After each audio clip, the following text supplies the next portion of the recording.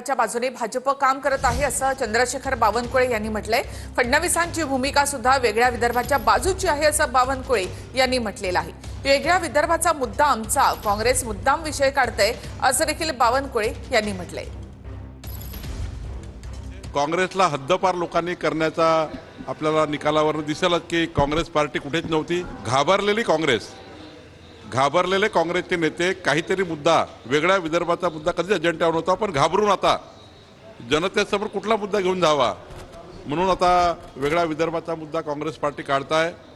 पण हा मुद्दा भाजपाचा आहे, हा मुद्दा आमच्या अजेंड्याचा आहे, या मुद्द्यावर आम्ही काम करतो आहे। माननीय मुख्यमंत्री सुद्धा कधीही वेगळ्या विदर्भाच्या बाजूनेच त्यांनी या ठिकाणी आतापर्यंत भूमिका ठेवलेली आहे। बातमी आहे यवतमाळमधून उच्च जातीचं नाव काय असा प्रश्न 8वीच्या शिष्यवृत्तीच्या सराव परीक्षेमध्ये विचारण्यात आलाय।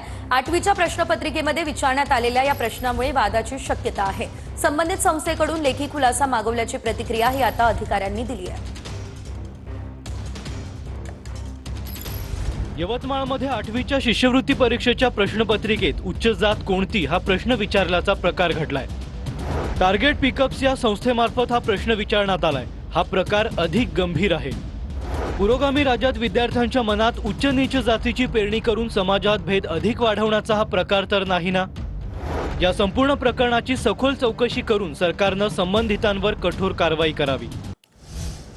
ब्रेकनंतर एक महत्त्वाची बातमी। आज सयाजी शिंदे यांचं पितळ उघडं पडलं असं गुणरत्न सदावर्ते म्हणाले। राज ठाकरे यांच्या नाटकात सयाजी शिंदे कलाकार आहेत का असं सदावर्तेंनी विचारलंय। सयाजी शिंदे आणि राज ठाकरेंच्या भेटीवर सदावर्तेंनी ही टीका केलेली आहे। राज ठाकरे ह्या नाटकामध्ये श्री सयाजी शिंदे हे कलाकार आहेत का? कारण लक्षात ठेवावं, सयाजींनी राज ठाकरेच्या घरी जे कोणी चहा पोहे घेते ना, ते काढले जातात। हा कप मी दाखवलाय चहाचा, आणि म्हणून हे कधी ना कधीतरी हे काढलं जाईल ह्याच्यात मला शंका नाही।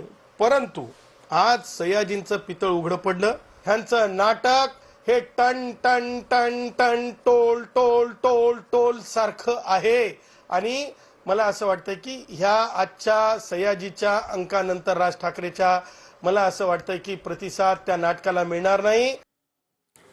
बातमी पुण्यातून आहे। पुण्यातील नवले पुलावरील अपघातांची मालिका सुरूच आहे। नवले पुलाजवळ एकाच दिवसामध्ये दुसरा अपघात झालाय। 2 वाहनं एकमेकांवर धडकली, त्यामुळे अपघात झाला। 1 जण किरकोळ जखमी झालाय। पुण्याकडून साताऱ्याकडे जाणाऱ्या मार्गावर हा अपघात झाला अशी माहिती।